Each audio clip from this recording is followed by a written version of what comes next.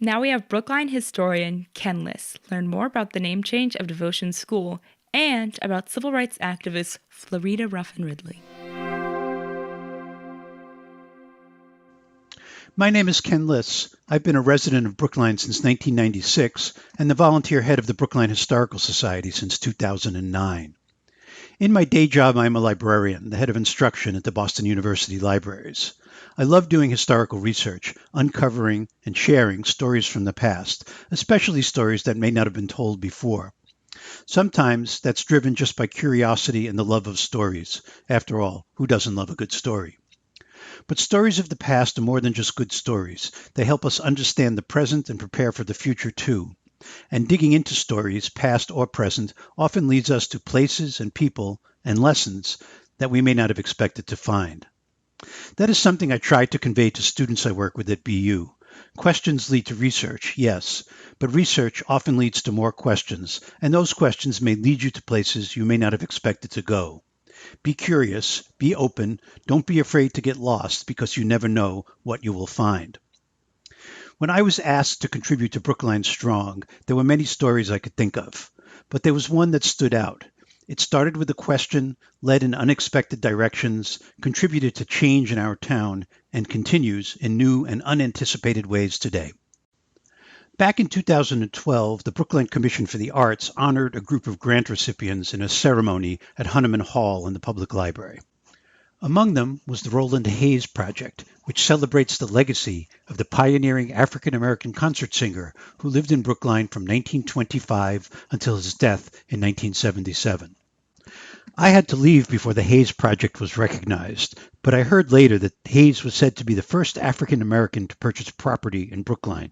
I wondered, is that true?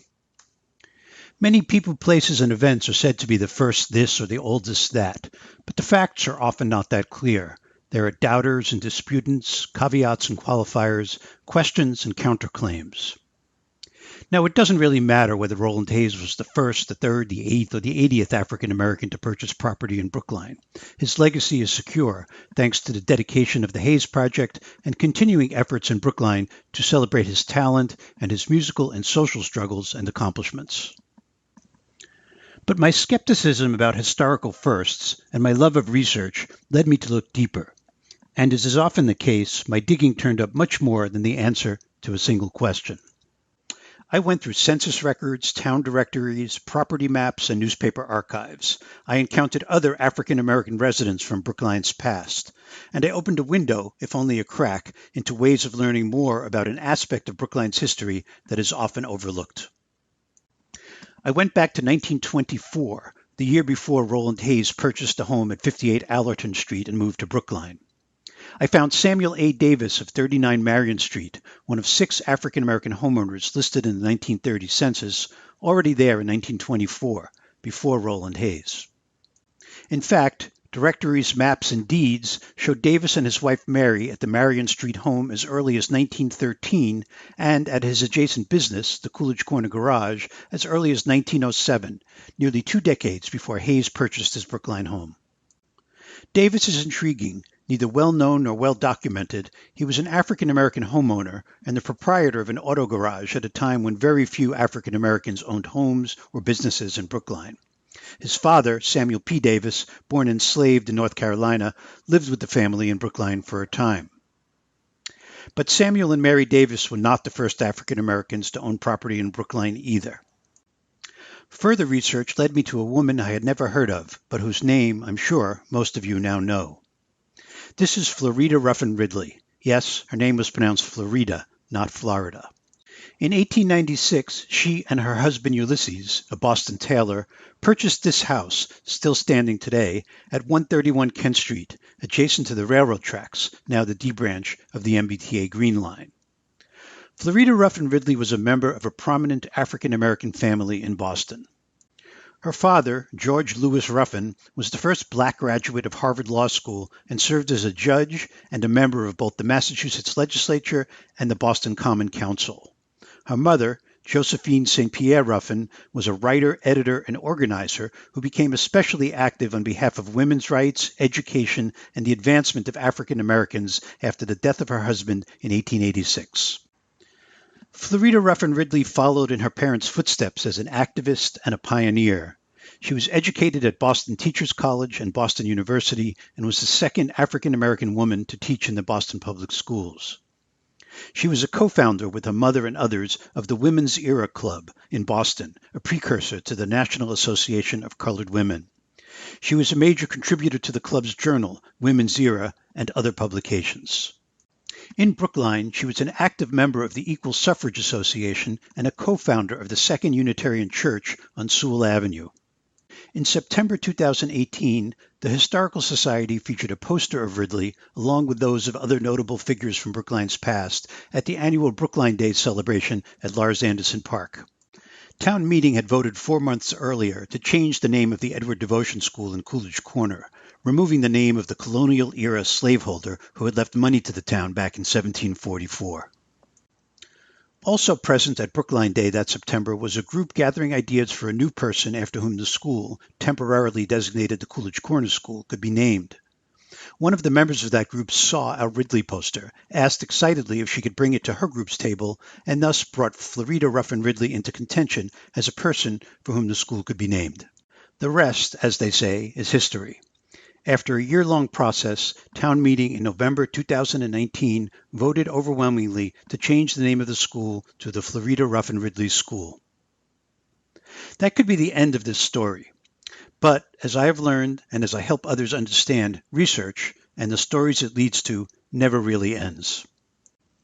With the official renaming of the Florida Ruffin-Ridley School scheduled for next fall, I was asked for help in finding descendants of the Ridley family who might participate in the dedication and events surrounding it. Florida and Ulysses Ridley had 2 children who survived into adulthood, neither of whom had children of their own. None of Florida's siblings had children, so there are no descendants of Florida Ruffin-Ridley or her parents. But my curiosity got the better of me, and over the past few months I have developed an extensive family tree of the Ridley, Ruffin, and St. Pierre families. And what a tree it is. Here are some of the people I found. In 1896, C. Stanley Ruffin, Florida Ridley's younger brother, was serving, as had his father, on the Boston Common Council, the predecessor of today's City Council. When African Methodist Episcopal Bishop Benjamin Arnett of Ohio visited Boston and was denied a room in 2 inns because of the color of his skin, Ruffin introduced a resolution condemning the inn owners. "Gentlemen," he said, "let there be a declaration from us tonight which cannot be misunderstood by the citizens of this city, state, and country, that here in Boston the rights of the humblest citizen must be respected or the penalty for not respecting them paid." The resolution was passed unanimously.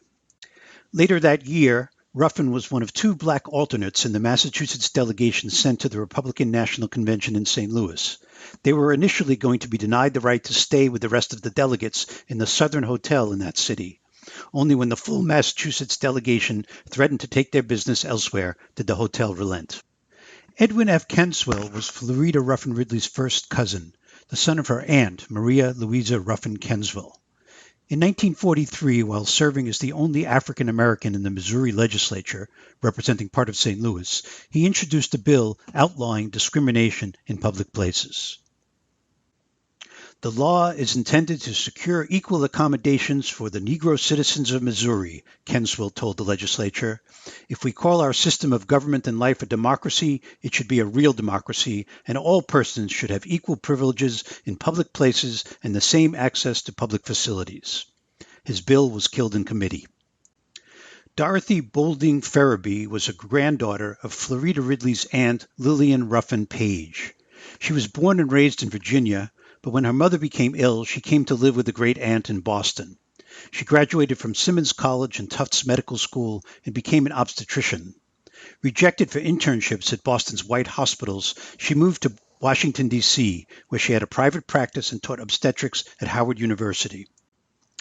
During the Depression, she served as medical director of the Mississippi Health Project, which brought primary medical care to the rural black population of that state. An active member of the National Council of Negro Women, she succeeded the organization's founder, Mary McLeod Bethune, as president in 1949. Under her leadership, the organization worked to fight discrimination against minorities in housing, healthcare, education, and the armed forces. Edwin B. Jourdain Jr. was descended from the sister of Florida-Ridley's paternal grandmother. That made them second cousins once removed, for those of you who like to keep track of such things.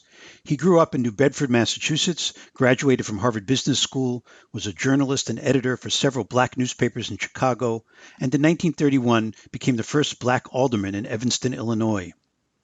Temporarily unseated the following year, he got back on the ballot with the help of several Northwestern University professors and two stars of the Northwestern football team who fought through a crowd to get his nomination papers in.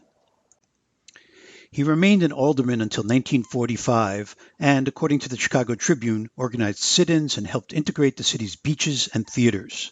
Later, as Illinois' first black assistant school superintendent, he fought for school desegregation and equal pay for black teachers. None of these people have a direct connection to Brookline. Some of them may never have even met Florida Ruffin-Ridley. So what lessons relevant to today and to this time of upheaval can we, in Brookline, learn from these expeditions up, down, and sideways through the Ruffin-Ridley family tree? I don't know that I can really answer that question, but I've been musing over it ever since I was asked to contribute something to Brookline Strong. So here is a little bit of what I think. People become advocates and activists for social justice in many different ways and for many different reasons. We're seeing plenty of that these days in Brookline, around the country, and around the world. We are not all motivated by the same causes, may not believe in the same solutions, and do not necessarily act on them in the same way. But so many of us are acting because we see a need for change. Florida Ruffin-Ridley and so many members of her extended family saw a need for change, and over generations fought for change in their own times and in their own ways. And that is not an accident. It's an attitude, a belief, a spirit that clearly was nurtured and grew across time and space. So remember, as we work together today for causes so important to us, to the nation, and to the world, we are also nurturing a wider sense of social justice and the importance of fighting for it in our families and in our wider community. Thank you, and be safe and well.